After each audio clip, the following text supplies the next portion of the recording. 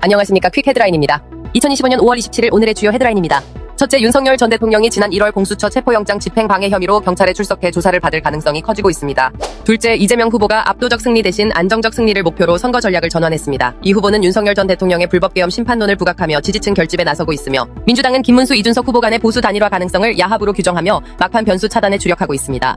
셋째, 김문수 후보가 지난 16일 광교신도시 개발 과정에서 구속된 공무원이 없다고 주장했으나 이는 사실과 다른 것으로 드러나 거짓말 논란에 휩싸였습니다.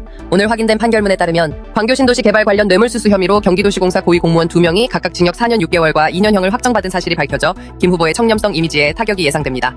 넷째, 이낙연 상임고문이 김문수 후보를 지지한 것을 두고 친문 제인계와 이낙연 상임고문 측 간의 설전이 격화되고 있습니다.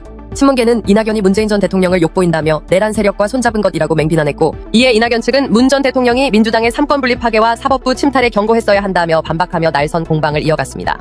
다섯째, 경찰이 12.3 비상계엄 사태 수사와 관련해 한덕수 전 국무총리와 최상목 전 경제부총리에 대해 출국금지 조치를 내렸습니다.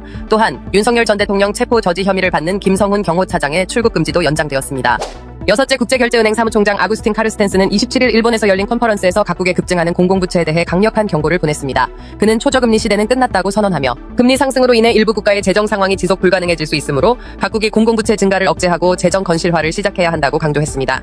일곱째, 트럼프 대통령이 러시아 추가 제재와 우크라이나 전쟁 평화 협상 중재 포기 가능성을 언급하며 푸틴 대통령을 압박하고 있습니다. 하지만 푸틴 대통령은 이에 요지부동하며 러시아 시장을 떠난 맥도날드의 복귀가 쉽지 않을 것이라며 뒤끝을 드러냈습니다.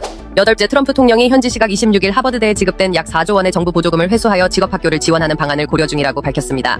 아홉째, 도널드 트럼프 미국 대통령의 EU 50% 관세 위협에 직면하자 중국과 유럽연합이 관계 개선을 시도하며 반트럼프 연대를 모색하고 있습니다. 양측은 다음 달 초 경제무역 고위급 회담을 개최할 예정이며, 이는 트럼프 행정부의 압박이 통상 대화에 물꼬를 튼 것으로 분석됩니다.